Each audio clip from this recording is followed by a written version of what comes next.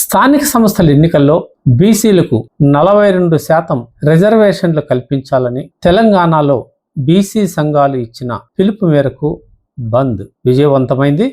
తెలంగాణ ముఖ్యమంత్రి రేవంత్ రెడ్డి సర్కార్ కూడా ఈ బంద్కు మద్దతు తెలపడంతో బంద్ సంపూర్ణంగా జరిగింది.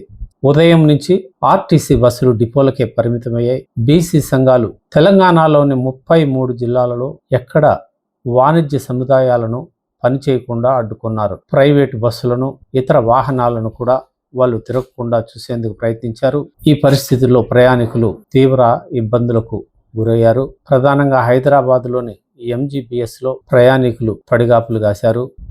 నగరమంతా ఆర్టీసీ బస్సులు లేక బోసిపోయింది. పలు జిల్లాలలో అన్ని రాజకీయ పార్టీల నాయకులు పోటాపోటీగా ధర్నాలు, రాస్తారోకోలు చేశారు.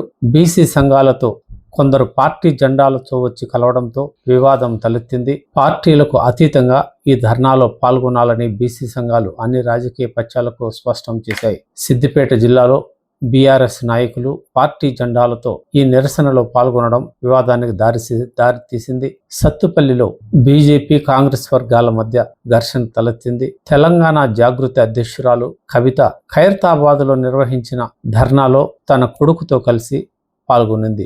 కవిత ఈ నిరసనకు పూర్తి మద్దతు తెలుపుతూ అన్ని పార్టీలు చిత్తశుద్ధితో ఈ బీసీ రిజర్వేషన్లు సాధించేందుకు కృషి చేయాలని ఆమె కోరారు. రాబోయే స్థానిక సంస్థల ఎన్నికల్లో బీసీలకు 42% రిజర్వేషన్లు కల్పిస్తూ తెలంగాణ అసెంబ్లీలో చట్టం చేశారు. ఈ బిల్లుకు అన్ని పార్టీలు మద్దతు ప్రకటించాయి. ఈ నేపథ్యంలో జీవో 9ను తెలంగాణ ప్రభుత్వం తీసుకువచ్చింది.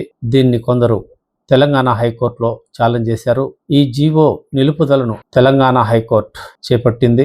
ఈ స్టే ఇవ్వడాన్ని నిరసిస్తూ తెలంగాణ సర్కార్ ఎస్ఎల్పి ద్వారా సుప్రీంకోర్టును ఆశించిన ప్రయోజనాలు నెరవేరలేదు. సుప్రీంకోర్టు స్టే ఎత్తివేయడానికి నిరాకరించింది. రాజ్యాంగ పరిధిలో మొత్తం రిజర్వేషన్లు 50% పరిధిని దాటకూడదని, ఈ 42% బీసీ రిజర్వేషన్లు రాజ్యాంగ పరిమితి దాటేలా ఉన్నందున స్టే ఎత్తివేయడానికి సుప్రీంకోర్టు నిరాకరించింది. ఈ నేపథ్యంలోనే బీసీ సంఘాలన్నీ భగ్గుమన్నాయి. 42% రిజర్వేషన్లు కల్పించాల్సిందేనని డిమాండ్ చేస్తూ ఈ రోజు బంద్ నిర్వహించాయి. తెలంగాణ ముఖ్యమంత్రికి బీసీలకు 42% రిజర్వేషన్లు కల్పిస్తే రాజ్యాంగ ఉల్లంఘన అవుతుందని తెలిసినా కావాలనే ఈ రిజర్వేషన్ తేనెతుట్టను ఆయన కదిలించి రాష్ట్రంలో అశాంతికి బీజం వేశారని పలువురు రాజకీయ నాయకులు ఆవేదన, ఆగ్రహం వ్యక్తం చేస్తున్నారు. ఈ రిజర్వేషన్ల ఉద్యమం ఎటువైపు తీసుకుపోతుందోనని వారు ఆందోళన వ్యక్తం చేస్తున్నారు.